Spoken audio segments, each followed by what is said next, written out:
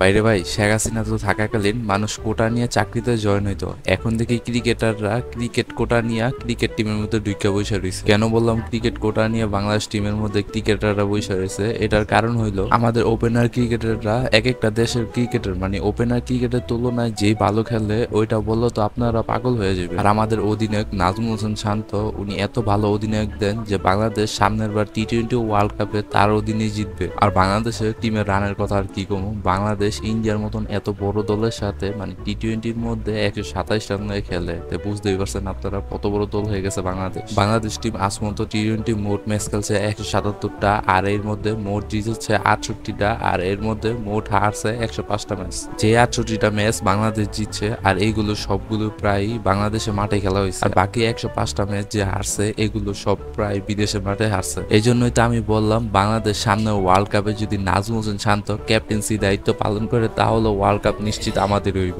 গতকাল বাংলাদেশ ভার্সেস ইন্ডিয়ার টি-20 ম্যাচ চলছে, আর এর মধ্যে বাংলাদেশের ব্যাটসম্যানরা অনেক কষ্ট করে 128 রান টার্গেট দিছে। মানে ভাবতে পারছেন, এক হইলো ইন্ডিয়ার মতন বড় দল আর এর উপর দিয়ে টি-20-র মতন একটা খেলার মধ্যে 128 রান টার্গেট দিছে ইন্ডিয়ার। 128 রান টার্গেটের এই ম্যাচটার মধ্যে ব্যাটসম্যানদের অবদান ছিল অনেক, কারণ এই কথা বলতাছি মেহেদী হাসান মিরাজ খান বাদ থাকবে এই ব্যাটসম্যানদের তালিকা। আর বাকি ব্যাটসম্যান গুলোর স্ট্রাইক রেট এতই হাই ছিল যে আমি আনন্দের ঠেলা কিছুই বলতে পারতাছি না। বাংলাদেশ ক্রিকেট টিম 127 রান করে অল আউট হয়ে 128 রান টার্গেট দেয় ইন্ডিয়ার। আর এর পরিবর্তে ইন্ডিয়া কি করলো, 11 ওভার 5 বল থাকতে 132 রান করে 1-0 সমীকরণে জয়ে এগিয়ে আছে ইন্ডিয়া। তো আপনারা বুঝতে পারতেছেন বাংলাদেশ কত বড় রান টার্গেট দিয়েছিল। এই জন্যই তো বলি বাংলাদেশ সামনের বারে টি-20 ওয়ার্ল্ড কাপটা বাংলাদেশে নিবে। আমার মতে বাংলাদেশের ক্রিকেটের ব্যাটসম্যানদের হাতে একটু খেলাটা অন্যরকম ভাবে চেঞ্জ করা দরকার। কিরকম, বাংলাদেশ ক্রিকেটের ব্যাটসম্যানদের হাতে ব্যাট না ধরায় যদি জিপিএস ধরায় দেওয়া যায় তাইলে মনে হয় বাংলাদেশের রান নিতে খুব সহজ হয়ে যাইব।